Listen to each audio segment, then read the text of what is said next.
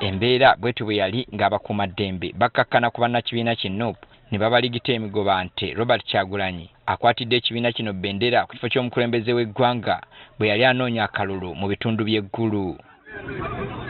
N'abasirikale abamuweebwa akakiiko k'ebyokulonda tebaatalizibwa. Embeera eno teyakomaawo wokka, kumpi buli kitundu Kyagulanyi gy'abadde awenja akalulu asanga okusoomozebwa n'abakuumaddembe.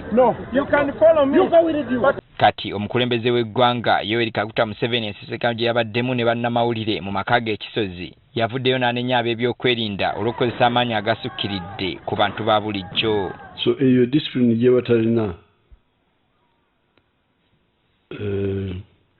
but I will manage them. I'm been training them. Kukigambo ky'okukuba abantu na tocha tibyetaagisa. Alabudde ng'ab'ebyokwerinda bye batagenda kuwakyanya kyonna eri abo abeesemye okwegugunga nga bwe badde bawagirwa akulira ekibiina ki Nuupu Robert Kyagulanyi Ssentamu. Buli muserikale omu alina amasasi 12. Kati ekibala ekyo bw'ogamba nti ba rioters bangi sooka obala amasasi g'abaserikale ojoyogere ku namba.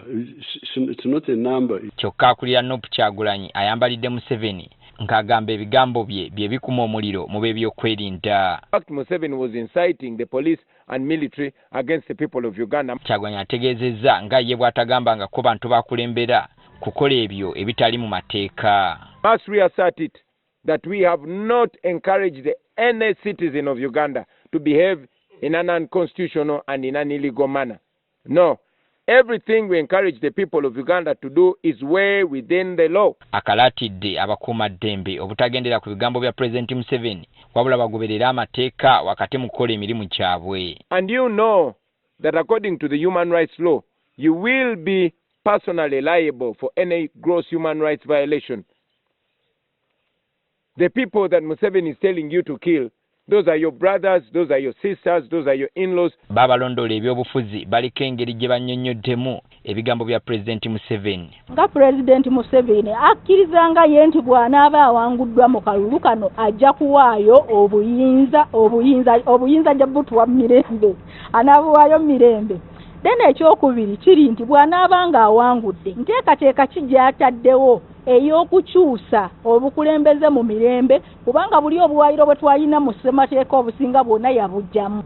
Buli munnauganda ayina right okulonda gw'ayagala okukuuma akalulu ke.